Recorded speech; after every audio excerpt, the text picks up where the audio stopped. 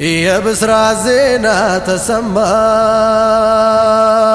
የብስራት ዜና ተሰማ ሰማያት ምድሩ ደመቀ በአብሮነታችን ብርሃን አድማሱ አንጸባረቀ በአዲስ ምዕራፍ ጉዞ በአንድነት ታሪክ ልንሰራ እጅ ለእጅ ተያይዘን ቆመናል ዛሬም በጋራ የብስራት ዜና ተሰማ ሰማያት ምድሩ ደመቀ በአብሮነታችን ብርሃን አድማሱ አንጸባረቀ በአዲስ ምዕራፍ ጉዞ በአንድነት ታሪክ ልንሰራ እጅ ለእጅ ተያይዘን ቆመናል ዛሬም በጋራ وضيوفنا أهلا وسهلا بكم وطبتم وطاب ممشاكم وتبوأتم من الجنة منزلة إن شاء الله أبو ليوكية سموني نتي أكباتي رمضانتي أينو إسن زيارة إسان جراني إسن أين إسن نولي جنيني إيغات ننجر إسان كان بغا نور أفتني رحمة نور أفتني gammachuun nuu dhuftanii fuula ifaan nuu dhuftanii fuula ifatti dhuftanii qananiin barakaan toltuun wanti cufti isin wajjiin nuu haa dhuftu baga dhuftan jedhaan kanatti aansuudhaan sagantaa keennatti ceenaa yeroolee waan nu jala gubateef sagantaan keennaa ka eegalamuun akkuma kamu du'aa'idhaan sagantaa keenya eegallaa du'aa'ii namni nu jalqabu Sheekh Mustafaa isaanuma warroota keessummoota keessaayyee du'aa'ii nuuf haa godhan.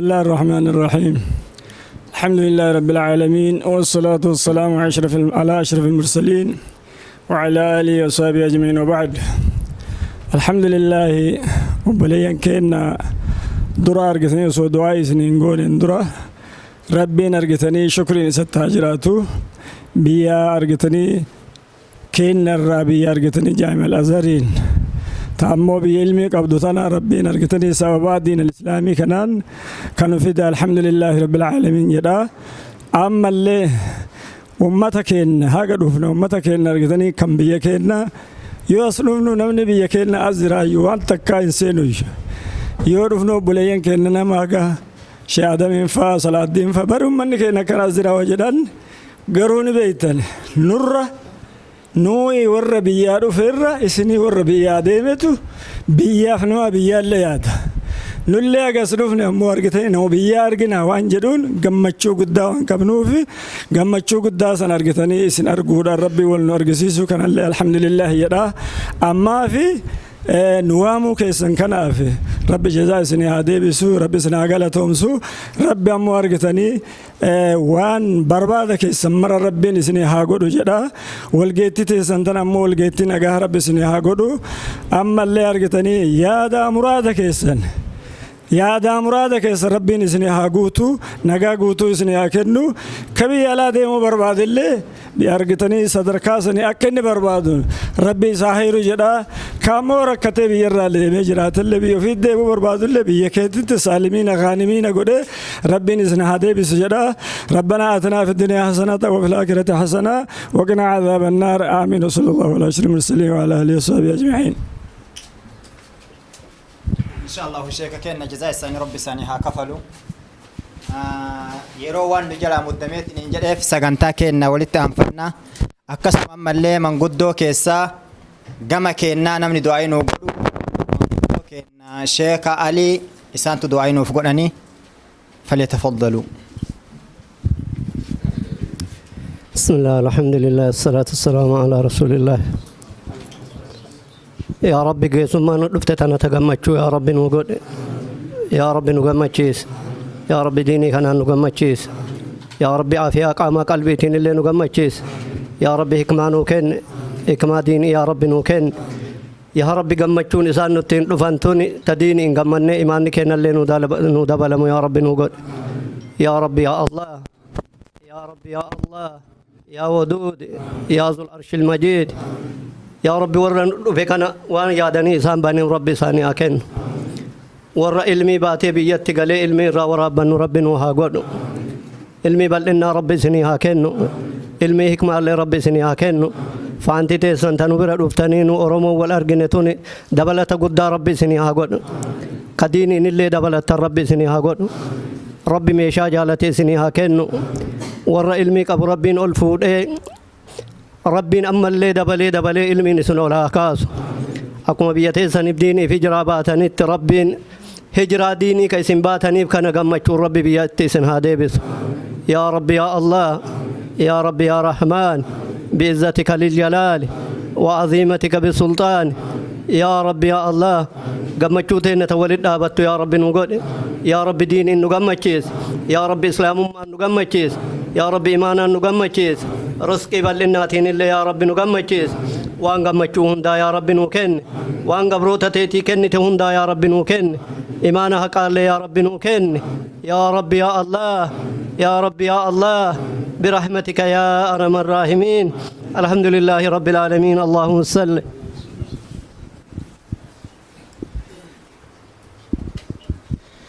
إن شاء الله كانت عن سودان من كان كيسا جتشون كوميونيتي كنرا نمني توكو دقيقة شنيف أكا حاسا ونفتاسسو أبو عبد الباري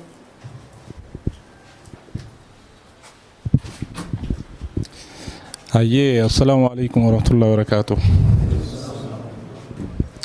الحمد لله obboleeyyan kennallee biyyarraa warri dhufanii jedhanii warri nu laaluu dhufan waan nu keessa jirru laaluu warri dhufan isaan illee haa galatoomanii hedduu isaan galatoomfannaa kanatti aansuudhaan immootu isinis immoo ummanni keenya obboleeyyan keessan kana ka dhufan kana dhageettanii bifa kanaan obboleeyyan keenyatu dhufee nu laaluu dhufan jettaniitiin asitti qophii kanaan haala kanaan eeguu keessaniif galata guddaa isinii galcha.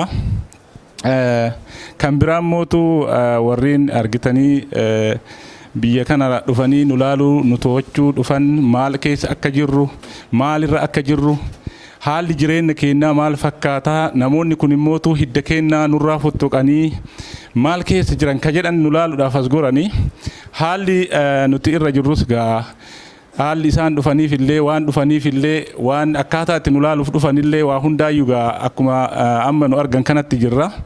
Kanaaf isinis ummanni keenya walumaa galatti wanti ani isiniin jedhu galatoomaa bifa kanaan obboleeyyan keessan kana warra biyyarraa isin laaluu dhufan kana simattanii bakka kana dhaabbattanii bifa kanaan simachuu keessaniif galata guddaan isinii galcha. Kan biraan mootu namoonni yaada hin bayanii. Assalaamu alaikum warahmatullahi wabarakatuh. Galatoomi jennaani kanatti aansuudhaani mana barumsaa qabna damee wiirtuu damee ammoo community kanarraa mana barumsaa jira durataa mana barumsaatirraa akkasumas ammootu barsiisaa mana barumsaa kan ture ustaaz Sheikh Muhammad Amin yaada waa'ee barumsi kun urga gaafa eegaleerraa kaasee jecha 2-3 daqiiqaa 5 keessatti akka nuuf kennu falyatafaddal mashkuura wa ma'juura. السلام عليكم ورحمة الله وبركاته. duraan dursee maqaa mana barumsaa yookiin ammoo markaza nuur jedhamuun keessummoota keenya galatoonfatu barbaada. Keessummoonni keenya otoo ilmii qaban ilmiin hin quufamtu waan jedhameefi waqul rabbi zidnii ilma dabalatuudhaaf sanillee jajjabeeffatuudhaaf biyya hangas fagaatturraa kaanii as dhufan وتطبيقا لقول الله تعالى فلولا نفر من كل فرقة منهم طائفة ليتفقهوا في الدين ولينذروا قومهم إذا رجعوا إليهم لعلهم يحذرون. جج ربي كانت توجهته لفقنا فقات ديماني رفن هوجي كان هوجي ربي الرجالة ربي ساني هاتاسسو maqaa mana barumsaatiin isaan galatoomfadha. Akkuma san hawaasa keenyallee yaamichi keenya kabajanii asitti argamuudhaaf hedduu galatoomaa isiniin jedha. Kanatti aansuudhaan manni barumsaa kun damee barumsaa koominiitii jalatti argamuudha. Sagantaaleen inni qabu sagantaa lama qaba. Barumsa amantii islaamaatii fi akkuma san barumsa idilee of keessaa qaba. Barumsa islaamaa yoo jennu quraana irraa jalqabee akkuma san kitaabbiin hadiisaa, kitaabbiin lugaadhaa, tafsiira kana hunda kan achi keessatti baratamuudha. Akkuma san guyyaa Jum'aa hunda torbeedhaan muhaadaraan namoota waliigalaaf kan godhamuudha. Kana qofa miti mana barumsaa kana keessatti ijoollee daa'immaniilleef barumsi kennamaa tureedha. Gama barumsa idileetiin barumsa akaademiitiin immoo barumsi afaan Ingiliffaa akkuma san kompiitaraa fi leenjiin garaagaraa achi keessatti kan kennamuudha. Walumaa galatti tajaajila hawaasa keenya baqattoota keenya kan biyya kana keessa jiran kennuudhaaf kan dhaabbateedha markazni kuni. Asumaan hawaasni keenya dhufanii akka irraa fayyadaman dhaamsa dabarsa. Tan hafte immoo yeroon keenya gabaabaa waan ta'eef asirratti isin irraa gabaabsuu barbaada. Hedduu galatoomaa isiniin jedha. Assalaamu alaikum warahmatullahi wabarakatuh. Inshaallah ustaaza keenyan galatooma jechuudha wajjin. Ammaan sagantaa keenya gara sagantaa birootiitti tarkaanfataatiin hin jirra. Namni yoo namatti dhufu waan namaa fidee namaa dhufa. Keessummoonni keenya waan nuu fidanii dhufanii du'aa irraa fudhanne akkasuma dhangaan isin nyaadhaa nuun jettanii nuu fiddan maali ka jedhu keessummoota keessaa hangafa dhangaa godhanne sheeka keenya Sheek Ahmad Awwal kan jedhaman kana dura fuulli kiyyallee isaan hin beeku, fuulli isaanillee fuula kiyya hin beeku, fuulli keessanillee fuula isaanii hin beeku. Fuulli keessanis ka isaanillee kiyyallee waliigalatti guyyaa qiyaamaa rabbiin fuulduratti warra jaalala rasuula ollatti wal argu rabbiin haa taasisu jechuu wajjiin mee isaaniin waliigalli dhangaa isin nuu qabattanii nu dhuftaniin moo makiinaa keessatti nu jala dagatta moo shaantaa keessatti illee san irratti ilaalla falyatafaddaluu mashkuura wa maajuuran jedhaan eenyu maqaan isaanii isiniin jedhe Sheekh Ahmad Awwal. Assalaamu alaikum warahmatullahi wabarakatuh.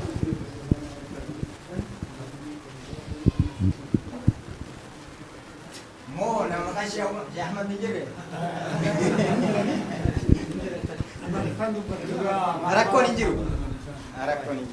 Sheekh Ahmad Awwal. Amaaranya illee haa dubbatanii, Arabillee haa dubbatanii dubbadhaa jennaan.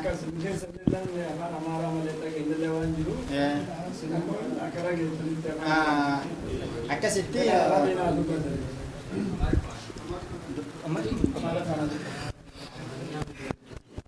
طيب جميل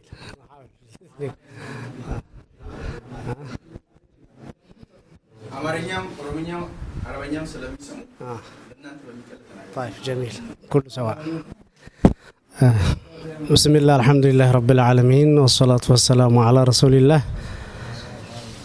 الحمد لله حمد يوافي نعمه ويكافئ مزيده، ثم الصلاة والسلام على أشرف الأنبياء والمرسلين سيدنا ونبينا محمد وعلى آله وصحبه ومن اقتفى أثرهم إلى يوم الدين. أما بعد، فالسلام عليكم ورحمة الله وبركاته.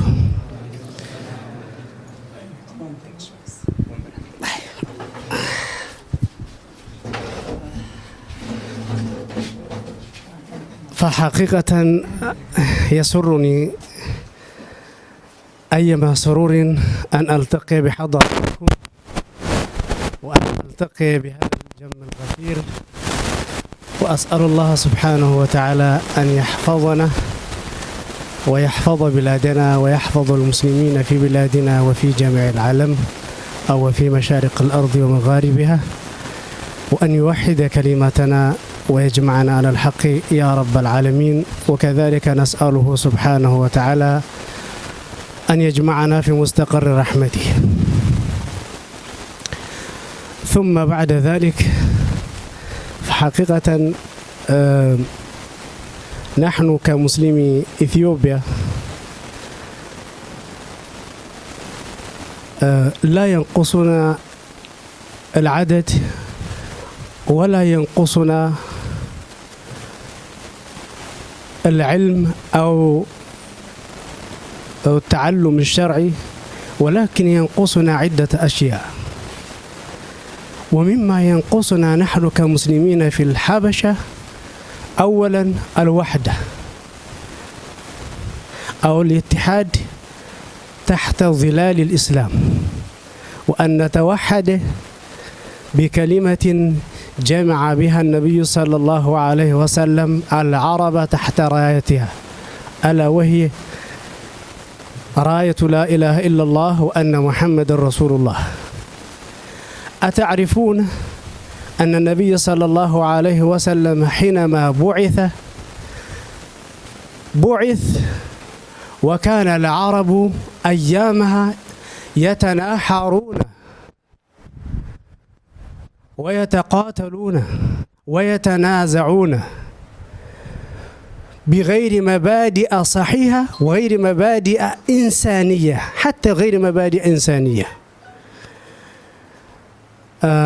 تعرفون أحد علماء مصر في بداية القرن العشرين اسمه أحمد حفني، عاش في إثيوبيا أو في الحبشة 13 سنة، وكان يطوف إثيوبيا وكتب تاريخ الحبشة.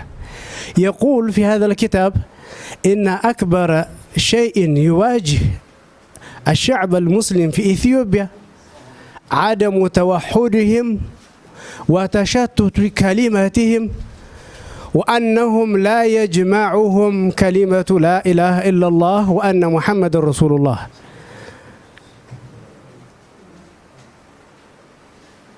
وحقيقة إن هناك مبدأ إسلاميا لا يتغير بتغير الزمان والمكان، ألا وهو قول عمر رضي الله تعالى عنه حينما فتح بلاد الشام وجعل بيت المقدس والمسجد الأقصى بيد المسلمين، حيث قال: نحن قوم عزنا الله بالإسلام، فمهما ابتغينا العزة بغيره فقد أذلنا الله. هكذا طبيعة المسلمين، إن تنصروا الله ينصركم ويثبت أقدامكم.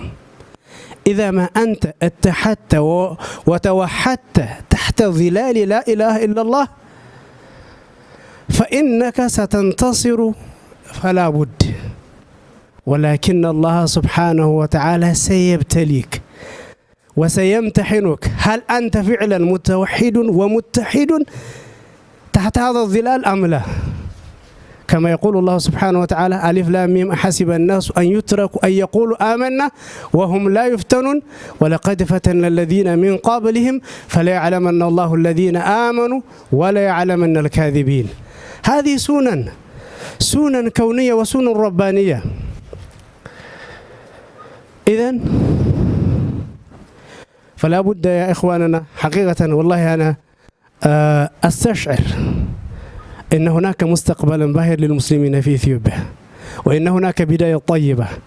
وحقيقة أنتم تعيشون هنا، ربما لا تشعرون أو تسمعون بما ينقل لكم وسائل الإعلام، ونحن في داخل إثيوبيا نستشعر بأن هناك انفراجا، بأن هناك عصرا جديدا، وأن هناك صفحة جديدة تفتح لمسلم إثيوبيا وللشعب المسلم وللشعب الإثيوبي كله، حقيقة بمختلف أطيافه وأديانه وتوجهاته وأعراقه. إن هناك مؤشرات تبشر بالخير للمسلمين، فلا بد نحن كمسلمين وكأمة لا إله إلا الله محمد رسول الله أن نعمل ولو جزءا يسيرا من حياتنا لديننا ولأمتنا.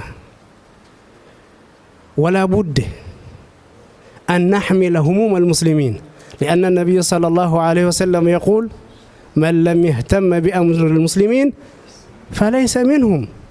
فلا بد أن نحمل الهموم في قلوبنا وفي أفعالنا وفي تصرفاتنا، ولو كانت شيئا بسيطا. يا أخي، اجعل جزءا من حياتك، اجعل جزءا من تصرفاتك اليومية هموم للمسلمين، هموم لقضايا الأمة، هموم بشعبك الذي كان يضطهد لقرون طويلة.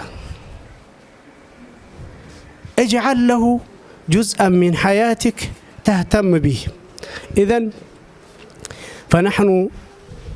فأنتم حقيقة كما كنا نحن نعيش في مصر وأنتم تعيشون في مصر، كما يقال من لم يرى مصر لم يعرف عزة الإسلام، وأنتم عشتم في هذا البلد، وفي كل حارة وفي كل شارع تسمع لا إله إلا الله وتسمع الأذان.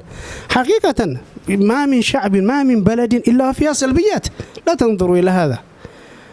والإنسان الإيجابي يرى إلى النصف، إلى الكوب النصف المملوء، ولا يرى إلى الفارغ يعني. والإنسان هكذا لا بد أن يرى إلى هكذا. إذا كان يرى هكذا فهذا الإنسان يفيد ويستفيد، يفيد نفسه ومجتمعه ويستفيد لنفسه،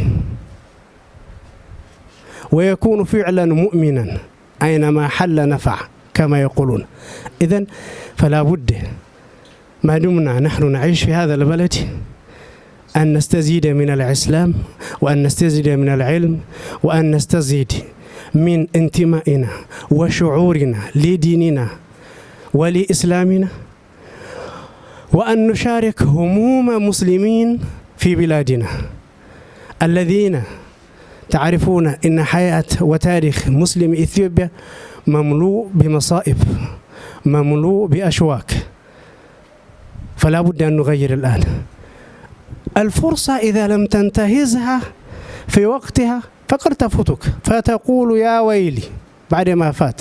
لكي لا نقول هكذا فلا بد من الآن نحن كمسلم إثيوبيا في الداخل وفي الخارج ننتهز الفرص، ويكمل بعضنا بعضا، فنعمل على التكامل، فنعمل على توعية من حولنا ومن يحيطنا من المسلمين بأن قضيتنا قضية عادلة، وليست قضية تظلم الآخرين، وليست قضية تنتقم من الآخرين. المسلمون بطبيعتهم ناس عادلون، والإسلام يأمرنا، والنبي صلى الله عليه وسلم حينما رجع من البلد الذي أخرج منه كان يقول لمكة أنت أحب بلاد الله، أنت أحب بلاد الله إلى الله، وإنك أحب بلاد الله إلي، أو كما قال النبي صلى الله عليه وسلم. ومع ذلك وأخرج، كما قال لورقة أو مخرجيهم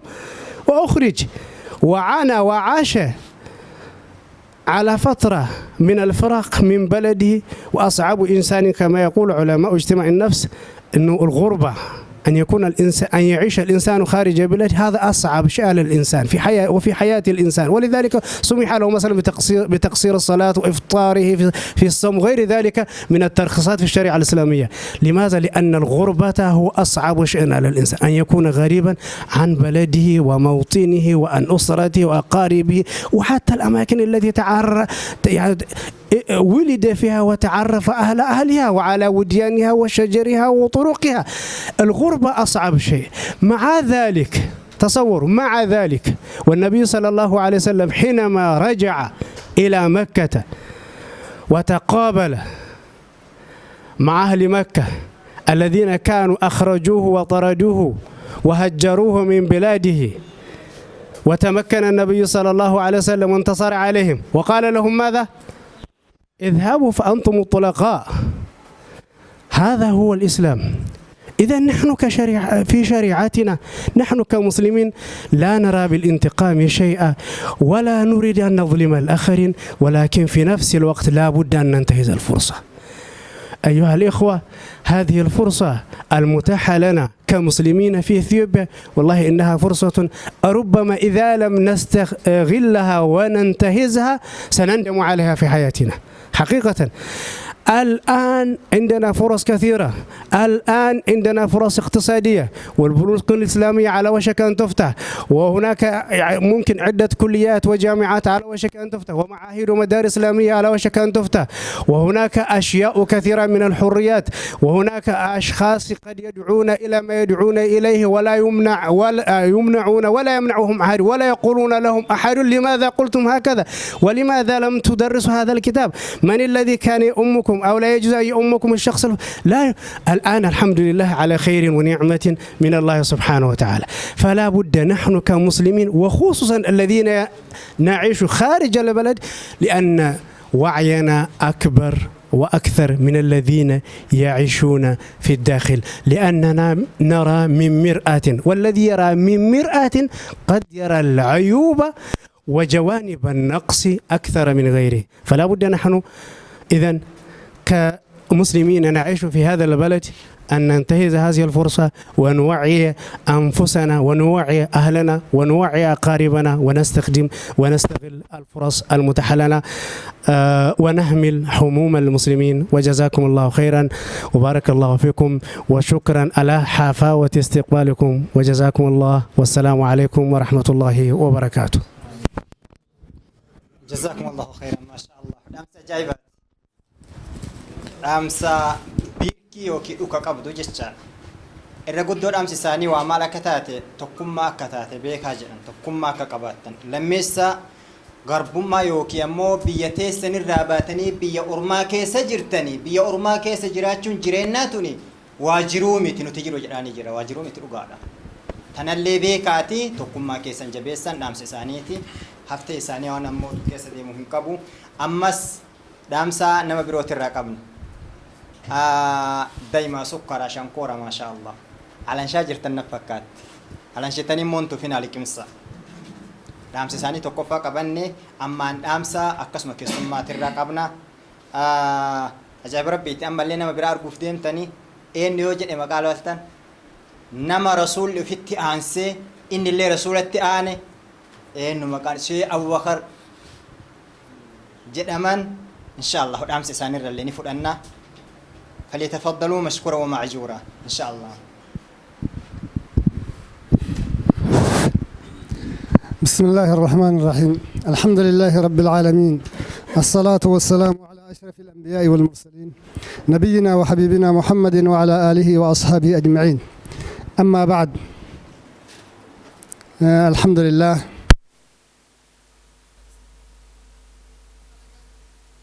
رجالي رجالات كن مدرسة كريفون وهمنيا كمركز النور كنا إجارتهم كوان اتنافن وجولك سن دائما كأنك أسيت على التيونا نموني أزيرو كنين هدون إنساني والروتا ماتيك أبو أما اللي أرومون أسيت اللي هرار تجار تبا يته إذا كان برسيسون وان اتنافن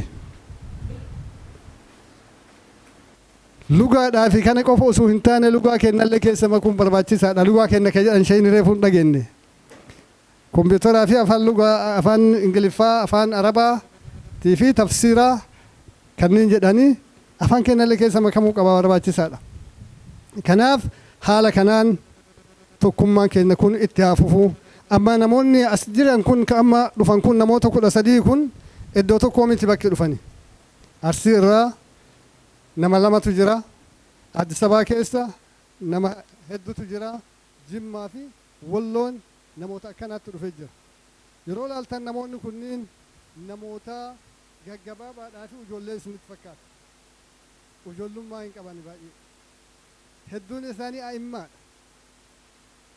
هدون إساني اتقافة تمتوتا منا برمسات هدون إساني أمتوتا دقريك أبو تفكي سجل شيخ أحمد ياداني بيتني أستي جامعة الأزهر كانت تفتني وقوتا كلاني ميغا أستي تفتني أسيقلاني جروسان بيكون كيسانين أولو حالا كان جماعة كنا كنن كيسا نمني أفهم نقوتو تنقى نوجرات نما أفوري شنفان شيخ أحمد أمو تكو نقى نتفكاتا كوان نقهو دي فمن وقودني أتي غلطو معا ربي سنها غلطو فتو كبجا اسنو كبجا كان دنيا اللي آخرت اللي ربي نسنها كنو ولي غلطي بيي أمني أو فجرته أو فباي قرين هميلي علاق أباسا اللي ربها كنو في هميلي أموتو بي أمباتي تهفي إنسان من باي ينقبو هيادو كيس جراتي راكا سبت لي قال جامالي إيادو كان اللي ربي سنها أنجسو قرو هالو مصدرتن كنان يادان اللي بي إجارة قامان اللي بي إجارة وانك أبدنا اتقال فتنا كربي بيا بالله سيوفي أتشيله كربيات التيادنيم أكان سنين جدا ربي نجاح كيس سن هاجر أتشسو تمو تكوم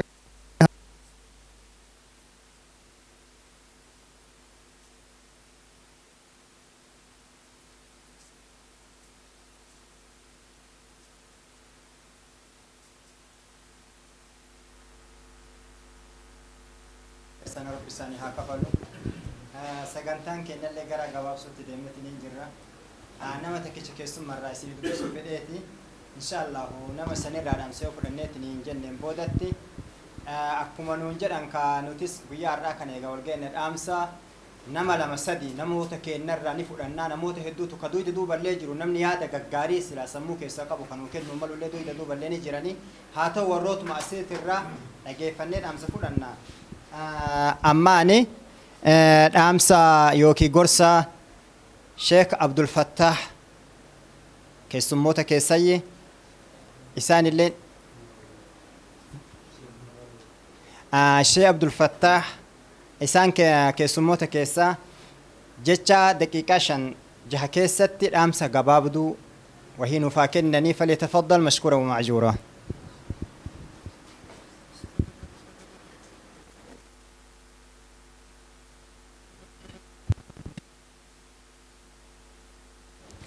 السلام عليكم ورحمة الله وبركاته.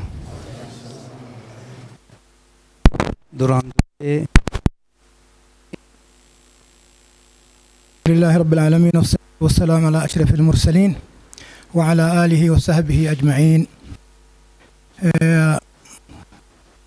سادة الإخوة العلماء والأساتذة الأفاضل، أولا أشكركم شكرا جزيلا بحضوركم وزيارتكم لنا سنين جدا. اتئان سودان كبجمتوتا علماء تكين كم بيرا رفتن رفتني نلالو كيسنيف غلطة قداك أبداني غلطة وما سنين جدا. أكسوما واي ياد أسكيسا وبليس كينا عبد البارين كاسيجر أني كان انكاسو akka yaadaatittis yookaan akka gaafiittis waan agarteetiniini yookaan akka dhaamsaatittis isin jedhame akka gaafiittis agarteetiniini isin gaafadhutu qaba jechuudha. Sunis maali? Akkuma isin jettan ummanni muslima Itoophiyaadha amata dheeraa haala inni ture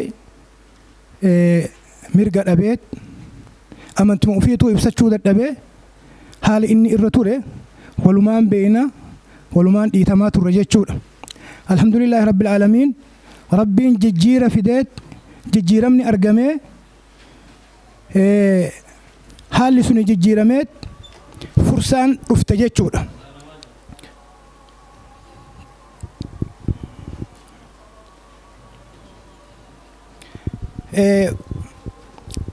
Fursaa argamte tanatti nama fayyadamu rabbi nu haa godhu. nama irraa bu'aa buufatu nu haa godhu. Fursaan akka reefu obboleeyyan keenya Sheek Ahmadii fi isaanis jedhan fursaan laman deebitu fursaan takkattiidha. maal jedhan rasuulillee alwaqtu kasayfi in lam taqxa'uhu yaqxaaka jedhan. Fursaa kanatti fayyadamuu qabna.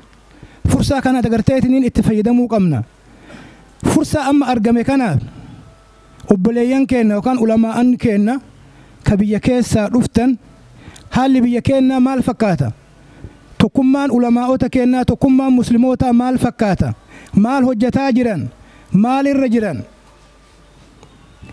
Jaaramni barbaachisaadha. Nama jaarame tuuyyi nama tokko tahe tuuyyi bakka tokko gahuu danda'a.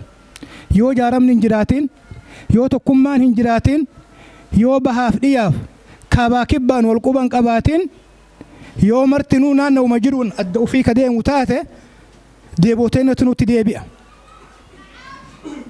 Akka deeboon teenna nutti hin deebine ulamaa'onni keenya biyya keessaa maal irra jiran? Tokkummaa kanarratti maal hojjetaa jiran?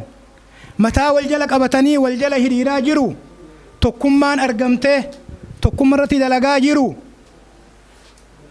Gaafiin kiyya kana kan isin dhiyeessu jechuudha akka gaafiititti. Fedhiin tiyya hawwiin tiyya ammoo maali fedhiin tiyya namni waan irra dabre irraa barmoota hin fudhanne bakka tokko iyyuu hin gayu nuti waan dabre irraa barmoota fudhachuu qabna waa hedduutu nurra dabre waa hedduutu nurra kute miidhaa hedduu irra kunne warra beekutu beeka dharaan hidhamne dharaan tumamne dharaan murtiin du'aa nutti murteeffame dharaan umriin guutuun nutti murtaa'e garuu rabbi keessa waan hin jirreef rabbi faraja fidee bakka amma geenne kanaan rabbi nu geesse jechuudha. Kanaafuu fursaa tanarraa agartee fayyadamuu qabna, tokko tahuu qabna, tokkummaarratti dalaguu qabna. Caasaan muslimaa jiraachuu qaba. Bahaadhiyaan, kaabaa kibbaan wal quba qabaachuun kanarratti dalaguun barbaachisaadha. Dhugaadha yeroodhaaf waattu nu harka jira. Waan nu harka jira, aangoon nu harka jirtu sanas namni amantii teennaaf nu dalagu hin jiru yoo nuti ufii hin dalagatin. Nuti ufii dalaguu qabna irratti. Yoo nuti ufii irratti hin dalagitin, yoo nuti ufii hin ijaaramin, yoo nuti amantii teennaaf agarteetiniin mirga keenya agarteetiniin hin kabachiisin, mirga keenya hin gaafatin. Wanni mirga koottaa mirgi keessanii agartee koottaa hoo mirga keessan namni namaan jedhu hin jiru. Kanaaf jabaachuu qabdan. Isin duubaan jirra. Biyya ambaa jirra malee yaadaan isin waliin jirra. Rizqitu hiratu biyya namaatti nu baase garuu yaadaanis isin bira jirra. Qalbiin teennas biyyuma teenya keessa jirti. Kanaafuu jabaadhaa. Agarteetiniin tokkummaa teenya nuu jabeessaa. Akka deeboon nutti hin deebine jabaadhaa isiniin jedha. Isinitti dheeressee dhiifama namaa godhaatii galatoomaa isiniin jedha. Sagantaaleen nu harka salaataaf namni yaad jira. Wal barumsi illee jidduu kana jira. Ani immoo manguddoota nama lamaa gama keessummootatillee fi gama keenya leenamsa nama nu kennan nama lama xumura sagantaa irratti godhu sagantaa jirra.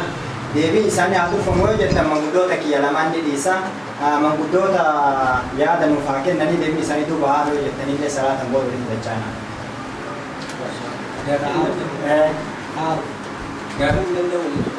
Gaafiin hin danda'ama salaatan booda waliin dachaana taate malee salaata dhiifnee waan jechuun wanti kun isin dhiphina nuti ta'a jechaa ta'e.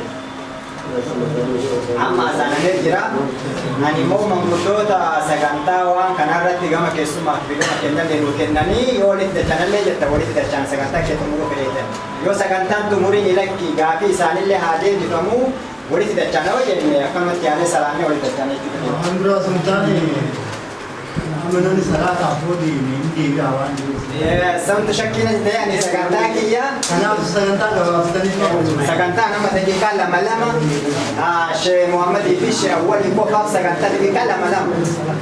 Yani sinifis kesuma biswana amani sallama. Salata salatu tadika. Nami salamnya tidak. Ada. Waktu apa sudah? Ifama. No berkah. Huyan cara isaan nularu dhufanii salaan yammuu agiraadha namni agarteetiniin hawwii qabaa waa dhagahaa itti fayyadama jette deebii caqas namni ammoo lakkee agartee haajaanatti jira jette haajaan agarteetiin ulmaan beeyna rakkoo ta'in agartee tulliin beeyna isaan kanarraa waa caqasuun agarteetiin waan nu fayyadaati dhiifama nuuf hojjaa salaannee dachaan qara yoo taatumaan baane amma daqiiqaa kana keessa tooni dhufu tokko hin jiru salaannee dachaan. Ayah salaannee dachaana inshaallah gara salaataatti.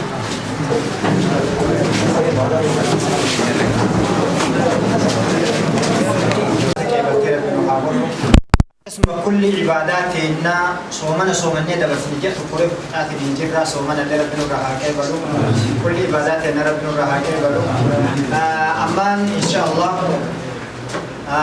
سجنتا كنا برنامجنا هون بعمرنا نفرلنا كتان كده أنا ما نجت مش بفرق منه بس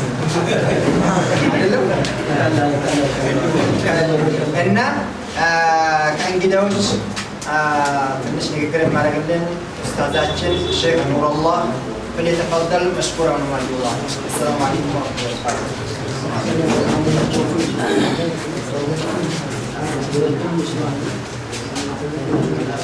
بسم الله الحمد لله والصلاة والسلام على أشرف رسول الله نبينا وحبيبنا وقدوتنا محمد عليه أفضل الصلاة والسلام. السلام عليكم ورحمة الله وبركاته.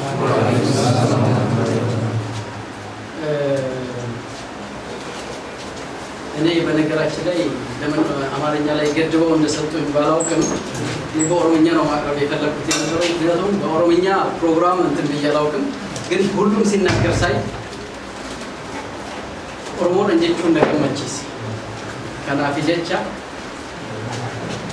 ኦሮሞ ደግሞ አማርኛ ፋንጀ ማጀት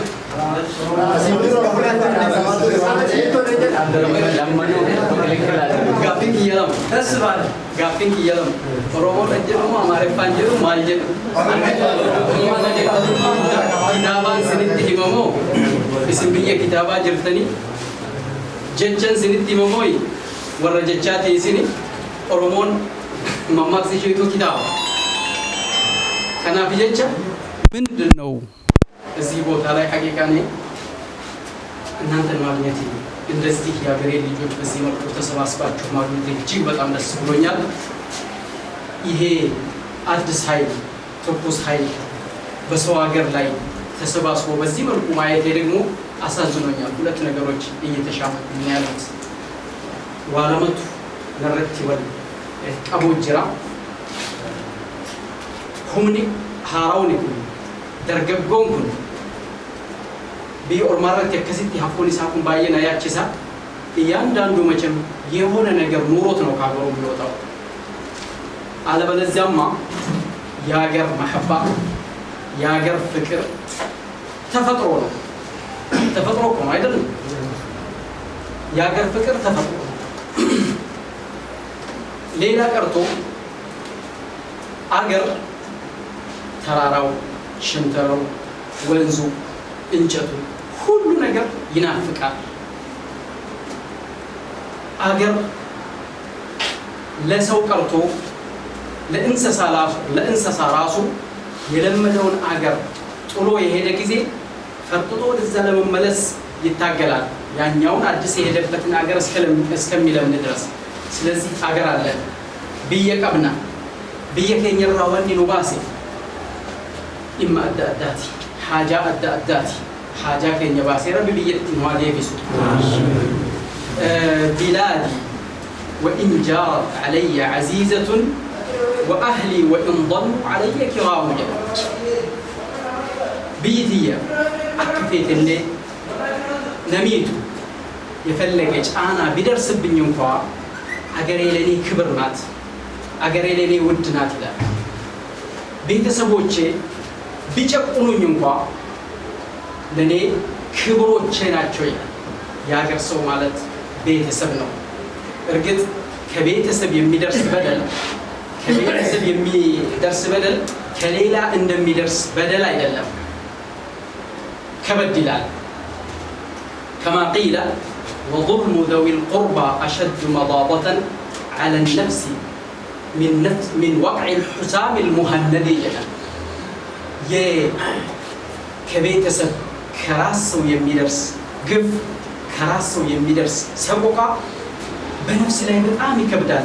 ልክ በስለት ሰይፍ ከመመታት የበለጠ ይከብዳል ብሎ በግጥም የአረብ ገጣሚው እንደገጠመው ከኛ እስበሳችን ኦሮሞ፣ አማራ፣ ትግሬ ምናምን ተባብለን የአንድ አገር ልጆች አገርን ከራሳችን በላይ መውደድ ሲኖርብን በዘር በእምነት በምናምን ተከፋፍለን ከፊላችን በአውሮፓ ከፊላችን በአረብ ሀገር ከፊላችን በደቡብ አፍሪካ ከፊላችን እንዲሁ በትንትን ብለን አቋም ሳይኖረን እንኖራለን እንጂ ሀገራችንን ሳንወድ ቀርተን አይደለም፣ ለሀገራችን ሳናስብ ቀርተን አይደለም።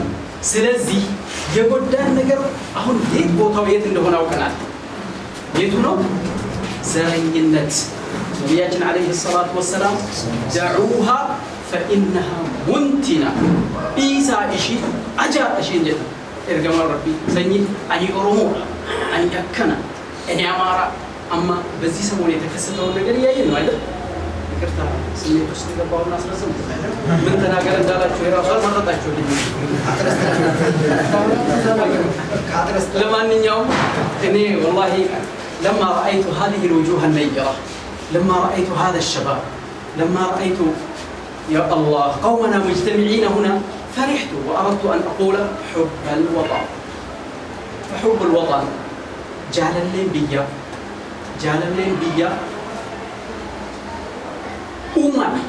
ተፈጥሮ ፈልገህ የምታመጣው ነገር አይደለም የትም ሄደህ ተመኘህ ያቺው ትንሿ ሀገር የምትቸገርባት የነበረችው ሀገር አብራ ተቸግረህ ያደግከው ጓደኛ ነው ትዝ የሚልህ ለዚህ ነቢያችን አለይሂ ሰላቱ ወሰላም ሼህ አህመድ ነግተውታል መካ እንደ መሬት ዝም መሬት አይደለም እንዳየር ቀዝቃዛ የሚመች አየር አይደለም ሙቀት ሀገር ኮረብታማ ሀገር ነው ነገር ግን ውድድ ያደርጓት ነበር የአላህ መልእክተኛ አለይሂ ሰላቱ ወሰላም ከዚያ ይበልጥ ደግሞ የአላህን ትእዛዝ ነው የሚወዱት የአላህን ትእዛዝ መተግበር ነበር የሚወዱት ህይወታቸውን ነበር የሚሰጡለት ግን አላህ ሂጅራ አድርግ ብሎ ሲያዛቸው ከመካ ወደ መዲና ሲሄዱ እጅግ በጣም ነው የናፈቋት መካ كما ذكر الشيخ في حديث أخرجه الترمذي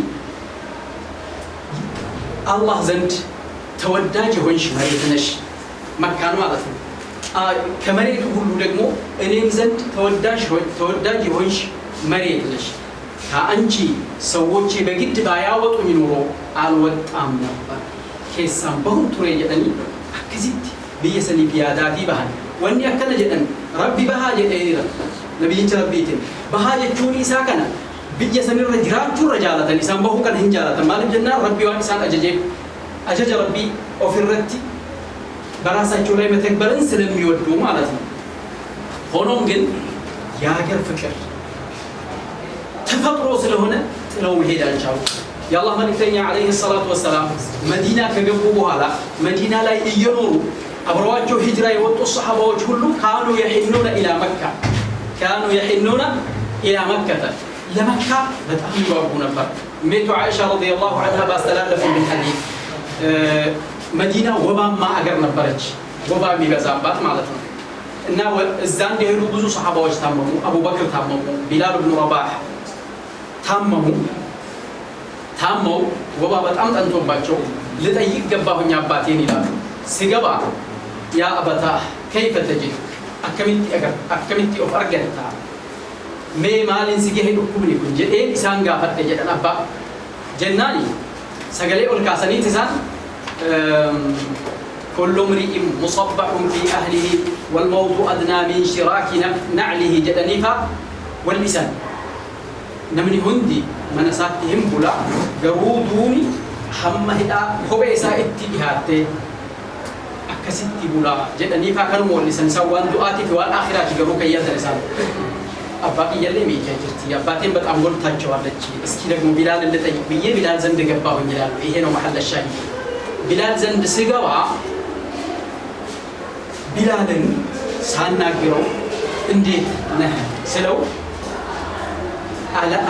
على ليت شعري هل أبيتن ليلة بواد وحولي إذخر وجليل وهل أردا يوما مياه مجنة وهل يبدو لي شامة وطفيل السورة إن هي ينقر قرآن إنه الله شتون من الله بلو عندك أن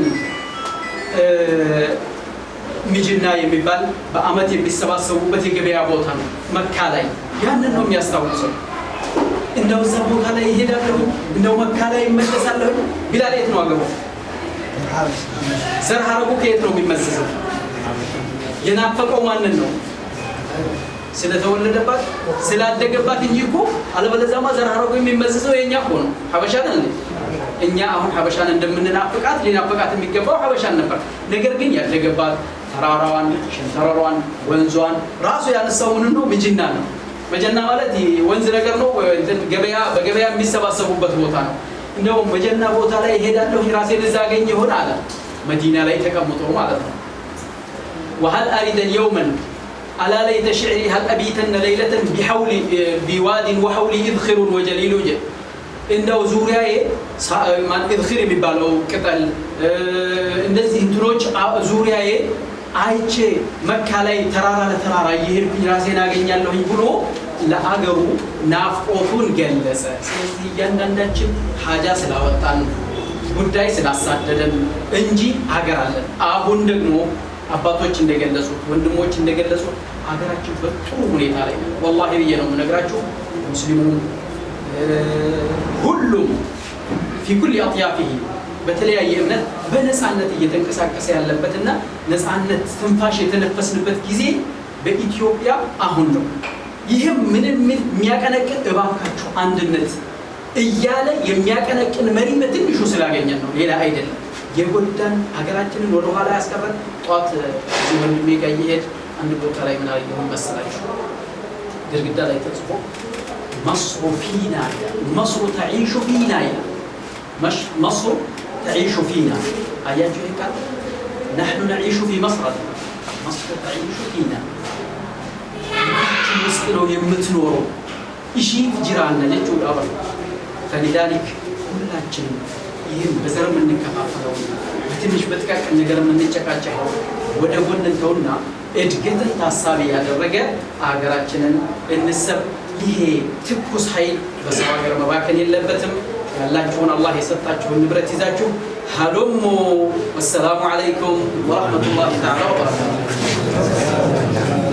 ጀዛኩሙላሁ ኸይረን ረቢ ጀዛ ሰኒ ሀደቢው وانا سنورا من اللي نمر ربوا وفترة نواتاسسو إن شاء الله ما سكنتك نقرا تمراتي ديمتني جرا قافي لني جرا من كيسا كيسموت كنا في كيسموت اللي والبرو لني جرا دوبا كاتي كيسمات اللي والبرو فيس كسم موتو ديبي قافي كيسمات اللي يسو سكنتان تمرا من برا تشنا فكاتي قالوا كيس مزدما تجرا أنا كم كياتي كم فدي قافي من كيسا كأمو قافتني waan deebisuun malamu yoo taate deebifamee waan deebifamuun hin malu yoo ta'e ulaa isaa cufanii akkasiin sagantaa kenna gara goolabuutti adeemu jechuun barbaada. Dursoo sheeyni kenna sheexaa hirgaa fi keessummoota kenna gaafatanii keessummoonni kenna gaafii saniif deebii takka lama tahee wanta sila kennee fi gaafii saniif deebii malu isaan nuuf haa kennanii san boodatti gaafii namni ni qaba jedhan obbo Siraajiin turanii gaafii isaaniirrallee fuunee boodatti gara ما يعني تصدق قافي وانجرن قاف سكان جيتك كلامتي بكتك أمتي كاسة إنسان بكتك كده بسني قافي كوفا يا دوسنتين قافي كوفا نامي قدام سيا قاف سيرولي كوسر شولا بريء ده قافي ما ناتو إيه قافي ناتو مرمى ما نكسر قافي تبصر في شتاء هري لما يسرع أبو سراج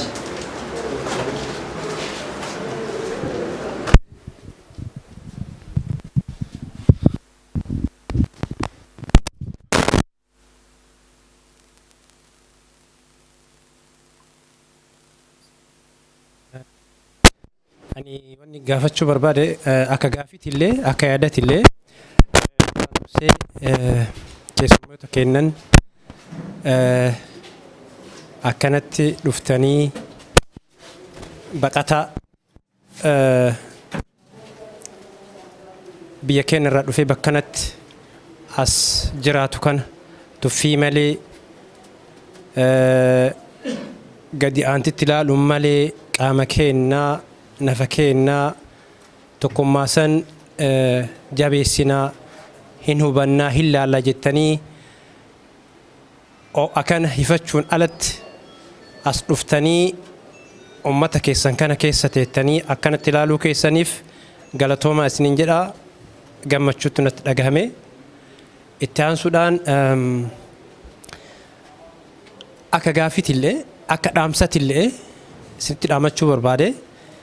Innis maal yoo jettan ani reef ture dhufee yeroo ustaazni haasayan waa'ee tokkummaa yeroo isaan dhaadhessan dhagahee ture. Alhamdulillahi rabbil aalamiin tokkummaan sun nullee jiruu keenya irratti arginee har'ara dhaabbannee halangeen isaan reef jedhan sun warra kanaan dura dhiibbamaa ture waggaa 100 turetti kennamtee har'a halangeen sun nu harka jirti.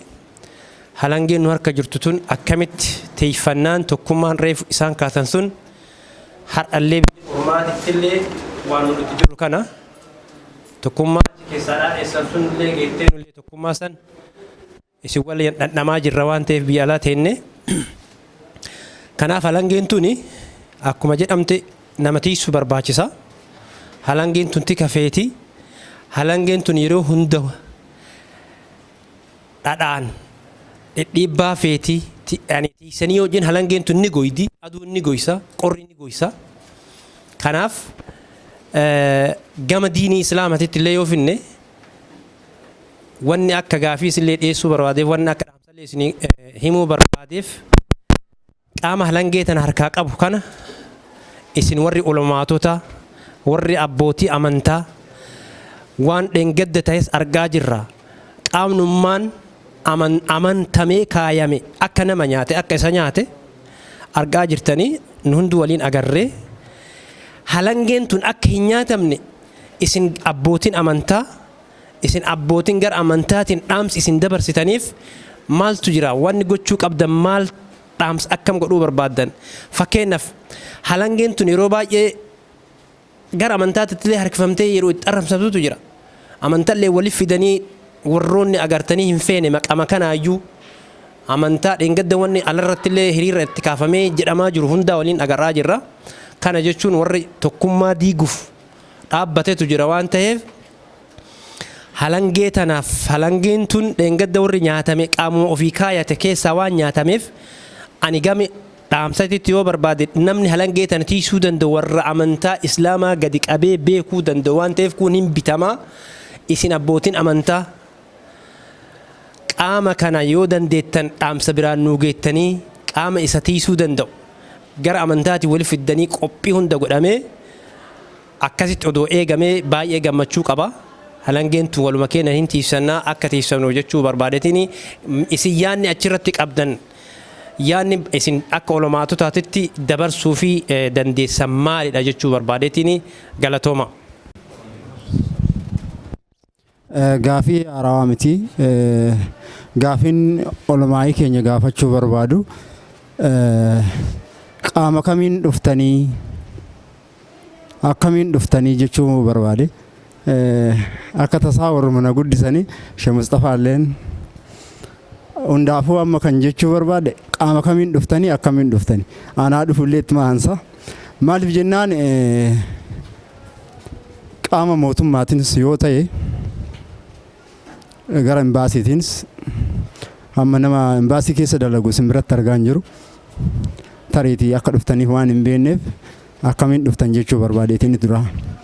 Inni lammaffaa immoo hawaasni keenya kana qofaa miti kan biyya Kaayiroo keessa jiru shabaaba baay'ee qabna manguddoo baay'ee qabna nama barnoota irra jiru hedduutu jiru akkasuma immoo ogummaa adda addaa keessa kan jiru hedduun isaanii jiru jechuudha. Osoo komiillee ta'uu na jalaa baate dura osoo nu beeksisanii information dhaga'ee ture. Galma guddaa tokko fuunee hawaasa as keessa jiru kana osoo walitti isin finne yoo yaada jedhu qaba akka gaafeetti illee maaliif guyyaa keessan waan akka deebitan hin beeknu garuu gaafii hedduutti nutti ga'aa jira hawaasarraa nama muraasa akka amma isin argaa jirtan namni hedduun akka isin argu osoo guyyaa nu dabaltanii danda'ama laata waan jedhudha. Itti aansuudhaan alhamdulillahi rabbil aalamiin ija kanaan isin arguun keenya abbaa kiyya hin beektanii akka waan abbaa kiyya abboota keenya ijaan argineeti. Abboota keenya arguu jechuun haga ulfaatu haga gammannu keessi keessan yoo abbaan ilma argu ilmi abbaa argu haga gammadu hin beektanii akka har'aatti gammadee hin beeku Kaayiroo waggaa 3 keessa jira. Kanaafi gammachuun keenya ka hundaa haa ta'u du'aa'ee sirriitti itti nu gootanii waa'ee amantaa badaa kaasuu baadhus asin durallee hagam akka dhamaatan wal beekna.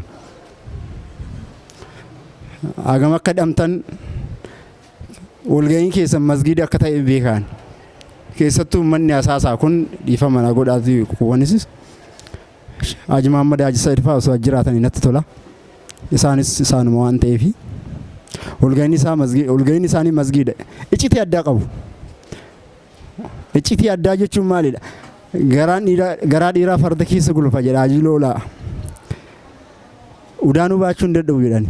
Kanaaf iccitiidhaan gadi qabanii amantaa kana guddisaa turanii masgida hedduu naannoo keenyatti masgida naannoo 700 akkas yeroo biyya jirutti beekan. Halkanii guyyaa dubartii kakaasanii dhiira kakaasanii ijaaraa turanii amantii kana kunuunsaa turanii abdiin qaba amma fuulduratti illee akka guddisan akka kunuunsan. Kanaafuu hundi keessanuu abboonni kan kadhaasni argamtanis dargaggoo kennas dhaamsa isaanii kana akka nurraa fudhattan gamanumaan isin dabarsaa isin arguu kiyyaaf baay'een gammadee galatoomaa. Waalaikum warahmatullahi wabarakatuh.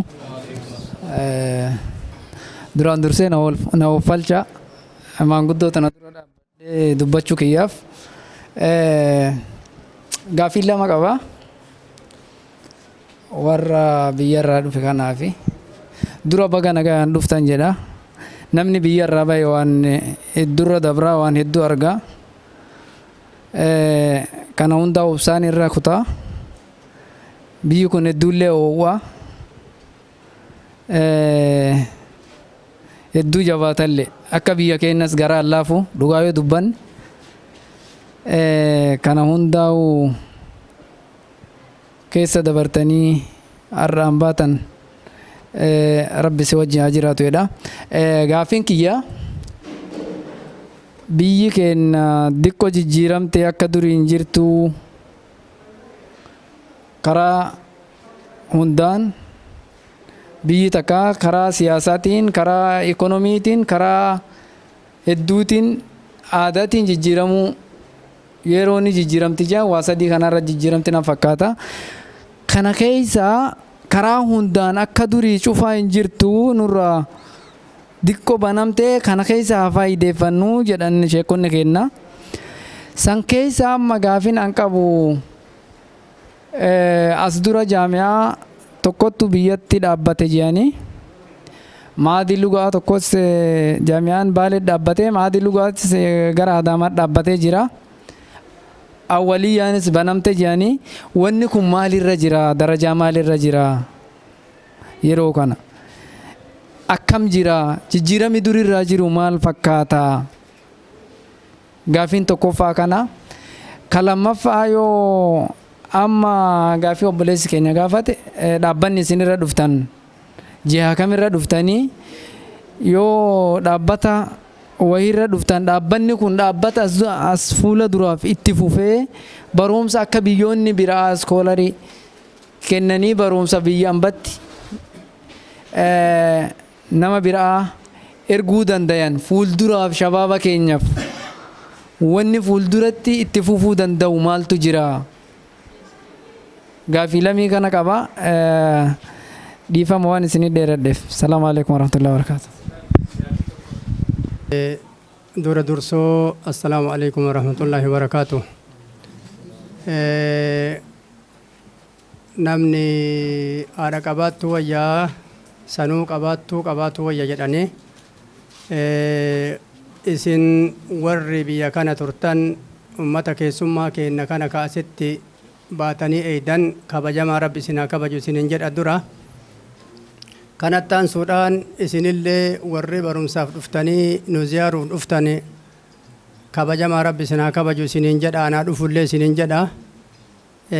Kanattaan see dhugamaa waa'ee barumsaa diiniitii fi akka dhuftan akka achumaan nutti illee daawaa godhuu fi ummanni as jiru kunillee qaama keenya in ziyaara jettanii dhuftanii kuni nuu gala.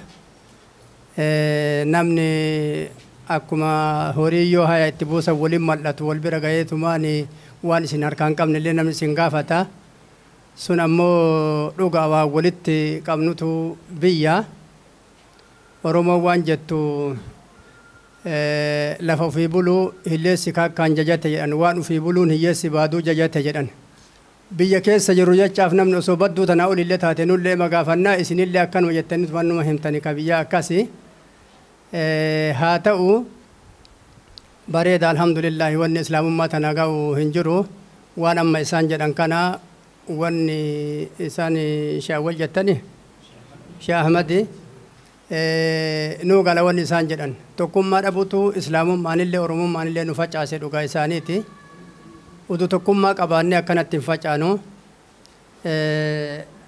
namni yoo tokkummaa qabaate waa'ee sabummaatii fi waa'ee rabbummaatitti illee ummaan dhugamaa akkuma duratti mucaan achi kaasisan akka isin itti hidhamtan akka isin itti rakkattan hin beekaa ollaa tokko isin hasaasaan dodola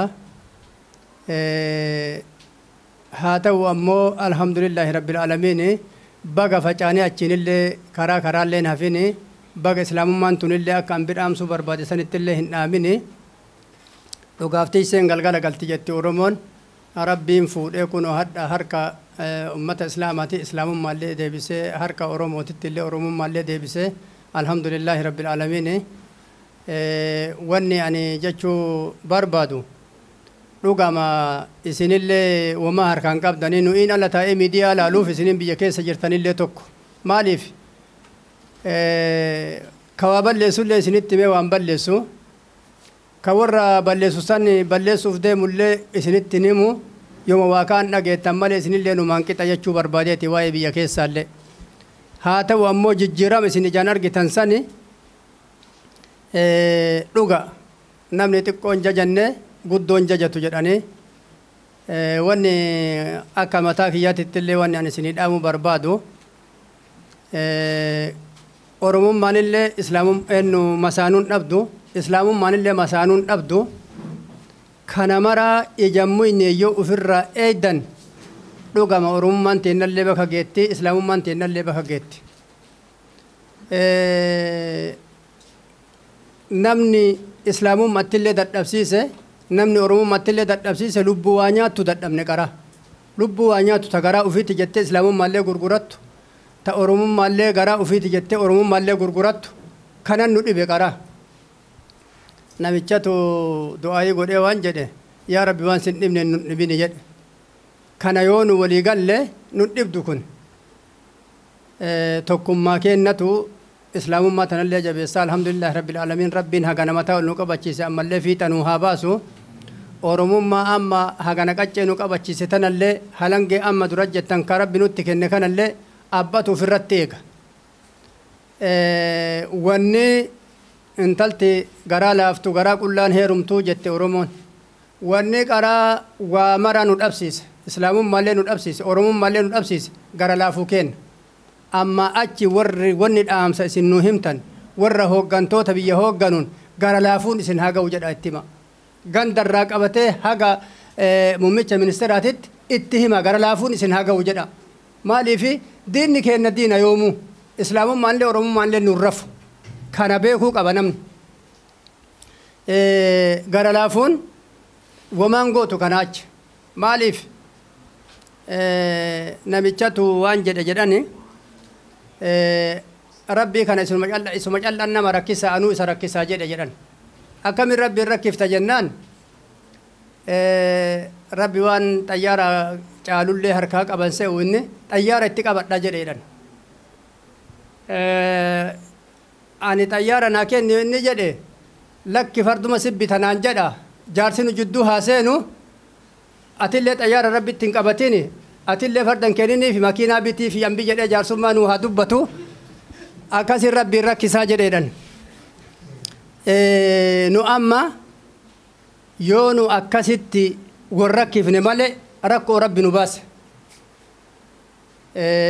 isinillee dubbii isinitti hin dheeressu nu ziyaaruu fi barumsaafillee dhufuu fi kabajamaa rabbi isin haa kabaju nu'uu dheengadda adha as dhuftanii nu ziyaaruu dhabaattanii jal'iftanii deemtanii uduu isin dhageenne isin koman yoo waallee isinii godhullee dhabaanne isin koman maaliif wal qabna wal malee waan biraan qabnu gara maraanuu amantaanillee sabummaanillee wal qabna waan kana ta'eef rabbi isin haa kabajuu kabajamaa isiniin jedha ammallee barumsa kanallee rabbiin dachaa dabalee isinii haa kennu biyya keessattillee rabbi afaan takkaa isin haa godhu wanni ani isinitti dhaamu akaakayyuu kiyyatu waan jedhan gaafa amrii ta'u jedhan ijoollee tiyya jedhan wanni ani isinii dhaamu afaan takka jedhan afaan takka osoo jedhan keessaa baate jedhanii warri kennaman maakaa afaan takka itti hima nama warra biyya bulchuutti ammallee wani dachaa deebifnee nu isinitti dhaamnu sanuma OPDO mooftu lubbuu garaa waa nyaattu waa takka garaa ofii biran tartu ammallee eeggadha saba biraatii miti OPDO mooftuun isinin toltuu jettee isinit dhaamte baqataan kaayiroo jedhaatee hima. Assalaamu alaikum warahmatullahi wabarakaatu. الحمد لله رب العالمين الصلاة والسلام على رسول الله صلى الله عليه وسلم. أنا توافي مالي دبيني إن دوماني نفني حاج محمد فتاني نموني بقى دبتني جراني garuu eega carraan kennitan uummata kalama jechuu barbaada. Duraan dursee keessummoonni keenya dhuftanii biyya kanatti agartee akkaataa mana arginu kanaan dhuftanii ilaaluu keessaniif ulfaadhaa galatooma isiniin jenna. Waan dhaamallee waan gaaffiillee heddumatu jira. Ani uummata akka dhaamadha. Wanni dhaamadhu amma geenne yeroo nuti amma agartee keessa jirru kun agarteetiin yeroo wal gaafachiisaa miti yeroo murteessaadha. Yeroo murteessaa kanatti ammoo tuyyuu agarteetiin daawlood of godhuun ammoo tuyyuu nurraa jirti. Akka amantaatittis akka agarteetiin oromummaattis nurra jirti jecha. Carraa kana ammoo tuyyuu yoo amma tan agarteetiin daddafnee carraa arganne kanatti agarteetiin ka ufin qopheessine taate boru itti rakkanna jechuudha. Kanaaf miidiyaa barbaachisaa uummata islaamaa. Nuti nam tokko yeroo waan tokko ka'eetiin godhu barumsa qabaa miti yookiin mallaqa qabaa miti. Yaada nama tokkottu burqa'ee addunyaa tana waliin dha. Oromoo Farisi jechuun Muhammad Adamootiif Jowaar Muhammad bira keetti malee Kaayiroo irraa kaate jechaadha. Oromoo Faristi bakkeen isin kaate magaalaa tana kaasaa kaate addunyaa tana waliin geette jechaadha. Haa ta'u amma sonni jechuu barbaade ummata islaamaatiif miidiyaa barbaachisaa. Miidiyaan ni jira ni jira. Miidiyaan amma jiru kun gayaa miti. Dhugaa dubbatuudhaaf osoo dubbannee rakkoo ummata islaamaa agarteetiin qunnamaatiin ture baay'ee waan nama suukaneessu hedduutu jira. Waa'ee dhimma hajjiitii wal qabatee akkanatti dubbachuun illee namatti ulfaata. Cal'inni sun illee namatti ulfaata jechaadha. Miidhaa guddatu jira. Miidiyaadhaan namni keenya agartee akka baratu miidiyaadhaan barataa jira. Amma TVdhaan jiru kun qofti gayaa miti. Nuti amma dargaggeessi kun ka yuunivarsiitii irraa bahee ka barumsa hedduudhaan kuteetiin bahee sadarkaan wanni isa biyyaa baaseetiin jedhe gabrummatu biyyaa baaseetiin sadarkaa kana isa fide malee waan biraati miti. Dargaggeessi kun amma achi biyya faranjii deemee dalagadhee waan tokko godha jedheetiin agarteetiin kaayyoon isaa agarteetiin har'aan tan amma achi akkana sakaalamtee biyya tana keessa jirtu tuni umriin isaa yoo rabbiin isa kaayee itti ga'uu danda'a. Laakiin manguddoonni kun gabrummatu agarteetiin biyyaa baase. Ilmaan ofii maatii ofii irraa faca'anii wanni baaseetiin jedhe gabrummaa. Gabrummatu baasee sadarkaa amma keessa jiru kanaan nu ga'e jecha. Gabrummaa tana haga takka calaancalii arganne tan ammoo tuyyuu akka harkaan baane irratti dalaguun ammoo tuyyuu dirqama warra agarteetiin ummataan deemu dirqama ammoo rabbiin warra carraa isiniif kennee addunyaa keessa deemtaniitiin sochootanii dirqama guddatu isinirra jira jecha. Kanaaf miidiyaa ummata islaamaa wal agarsiisu gayaa miti ka amma jiru akka irratti dalaydan ka jedhu kanuma yaanni kiyya ulfaadhaa galatoomaa baga rabbiin agarteetiin asisin fide amma achis waan takkatti nuu gootan. Markazni nuti amma keessa jirru kun markaza Nuur Hudaa akkasuma waldaa baqattoota Oromoo biyya Masriiti. Baqataan Oromoo nama jarri akka nuuf kaayanitti nama 13,000 jira jedha warri waajjira UNHCR. Haa ta'u nuti qixa gaddeebifnee yoo xiqqaate nama 7,000 yoo xiqqaate magaalaa kana keessa jira faca'ee jecha. Markazni wiirtuun islaamaa ka jedhu ka biraas ka baratutu jira. Warroonni yuunivarsiitii Azhar keessa baratan yeroo yerootti dhufanii akka agarteetiin jajjabinna da'awaas waan achitti argitan waan tokko amma waan isaan achitti dubbatan tokkotu jira reefi. Sri Lankaan ummata nurra xiqqaati gaafa nuti asitti afaan barachuudhaaf dhufnu isaan ammoo tuyyuu digirii barachuudhaaf dhufanii jedhan kun ergaa guddaadha jechaadha. Nuti rakkoon nurra jirtu rakkoo gabrummaati. Gabrummaa amma xiqqoo nurraa banamte tana bakkiteetti godhachuudhaaf ammoo tokkummaan humna tokkummaan barbaachisaadha. Haa ta'u ammoo tuyyuu irratti dalaguu waan guddatu nu duraaf isin ergata amaanaa tana agarteeniitiin warra isin oli jiruun. Waa'ee dhimma islaamaa irratti agarteetiin waan dalagamuu danda'u waa guddatu jira. Ummanni islaamaa dhugaa dubbatuudhaaf hajjii biyya Makkaa dhaqu waatu na dubbachiise itti waajiba ta'uuf dhaqa. garuu heeraaf seera ummata sana osoo hin barsiifne mallaquma irraa guurataniitiin ummata achi gadi naqanii ummanni achi tazzabamacha waan kana irratti akka dalagaddan waan kana irratti dalaguun ammootu yuu dirqama kana godhuudhaaf ammootu miidiyaa barbaachisa haga dandeettaniin waan kana irratti akka dalaydan dhuftanii ilaaluu keessaniif ulfaadhaa galatoomaa akka amma ammallee namni biyya kana dhufu dhufeetiin ilaalu Sheekh Yaqubiin ammas taanaan markaza nuur namni bu'uura markaza nuur biyya kanatti dhaabeetiin hin deeme Sheekh Yaqubi carraan baqattummaa isaa ta'uu dhabnaan gara biyyaatti deebi'ee nuhi as taa'eetiin biyya faranjii hawurra isaa biyya ofii taa'eetiin biyya ofii keessatti uummata isaa tajaajilaa jiru san todhallee nu tara wanni ati gaaf san daladeetiin hin deemte akka gaarii jirti ummanni biyya kaayiroo baqataan sun salaamu alaykum wa rahmatullahi wa barakaatuhu sinin jara jedhaani kanatti nu geessa salaamu alaykum wa rahmatullahi wa barakaatuhu የብስራት ዜና ተሰማ የብስራት ዜና ተሰማ ሰማያት ምድሩ ደመቀ በአብሮነታችን ብርሃን አድማሱ አንጸባረቀ በአዲስ ምዕራፍ ጉዞ በአንድነት ታሪክ ልንሰራ እጅ ለእጅ ተያይዘን ቆመናል ዛሬም በጋራ የብስራት ዜና ተሰማ ሰማያት ምድሩ ደመቀ በአብሮነታችን ብርሃን አድማሱ አንጸባረቀ በአዲስ ምዕራፍ ጉዞ በአንድነት ታሪክ ልንሰራ እጅ ለእጅ ተያይዘን ቆመናል ዛሬም በጋራ